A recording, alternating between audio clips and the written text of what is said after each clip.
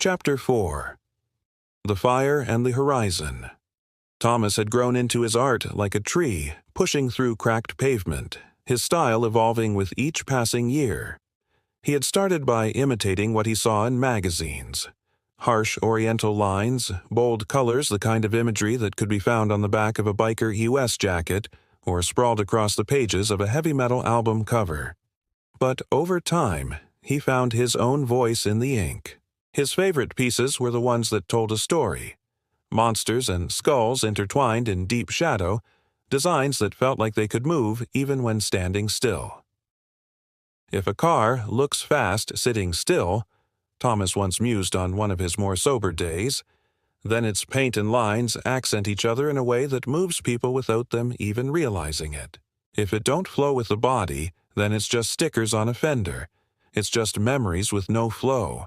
But if you tell me a story about what you love, I can make a piece that flows with your muscle and looks fast sitting still, or even just walking. Tattooing seemed to come naturally to him, like he had been born for it.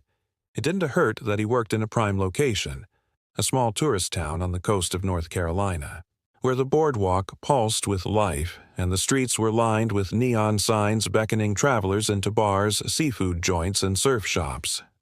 Here, he was surrounded by artists, each with their own specialties, their own approach to turning flesh into canvas. He worked tirelessly, pushing himself to refine what he knew, but with great talent came great admiration.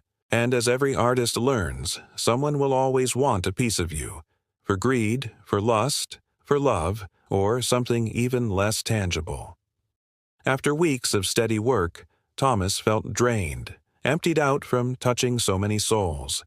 It was one thing to create, but tattooing was different. It required understanding, empathy, and the ability to perform like a paid trained monkey, all to keep people satisfied.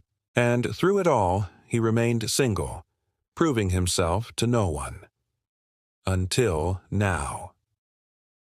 Thomas was never one for bars, but after a long day at the shop, he found himself nursing an ice-cold beer in the corner, watching the crowd move like waves under flickering neon light. He liked the ocean more than he ever thought he would. He had grown up in the mountains, where the horizon was jagged with peaks, and the sky felt like it stretched forever. But here, the world was different. The smell of salt clung to everything. The sound of the waves crashing against the shore was a constant rhythm, and in the summer, the sand burned your feet if you forgot your flip-flops. The ocean had become his new obsession, vast, endless, something to get lost in.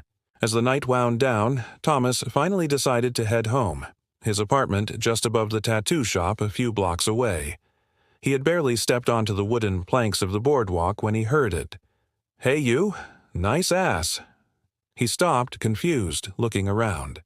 The boardwalk stretched out under the glow of old-fashioned street lamps, the salty breeze playing with the edges of his long black duster. He was wearing his usual, his leather cowboy hat, its rattlesnake band and preserved head turned up just enough to show it off. His duster, airbrushed with fiery skulls, billowed slightly with each step. The voice, sharp, playful, had come from behind him. Turning, he saw her. She was tiny, no more than 4'10", but she carried herself like she was 10 feet tall. Fiery red curls framed a face full of mischief and confidence. She walked with purpose, her boots clicking against the planks, eyes locked onto him like she had just found her next adventure. Thomas, however, was at a complete loss. Was all he managed to get out. She grinned, hands on her hips. "Well, you look just like the tree I want to climb." If Thomas had been holding his beer, he would have dropped it.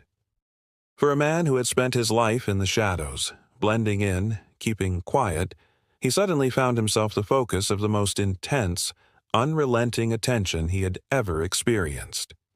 His brain scrambled to catch up, to find some kind of footing in the whirlwind that had just collided with his night. I'm Thomas. I do tattoos." He immediately felt stupid.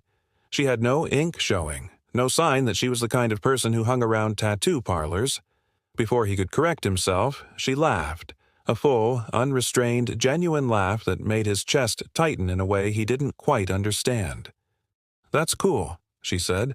"I don't have any. Not really my thing. But the bars are closing, and even as big as you are, I'd like you to walk me home. It's only a few blocks from here, if you don't mind." Thomas didn't even think about it. He just nodded, his words failing him again. She started walking, and he followed, their steps falling into rhythm on the wooden planks. The boardwalk stretched along the beach, the sound of the ocean a steady backdrop as they passed the last of the stragglers, tourists stumbling toward their hotels. A few locals lingering outside the bait shop, fishermen prepping for an early morning cast. An old man sat outside the bait shop, puffing on a cigar, his weathered face half hidden under the brim of a salt-stained cap. Captain Lou, a shrimp boat veteran who had been hauling nets since before the Kennedy years, gave Thomas a knowing look and a gravelly chuckle. "That one's trouble, boy," he rasped. "Redheads always are." Red shot him a wink. "Don't you got some shrimp to catch, old man?" Lou grinned, shaking his head, and Thomas realized that in this town, everyone knew everyone. Or, at least, everyone knew Red.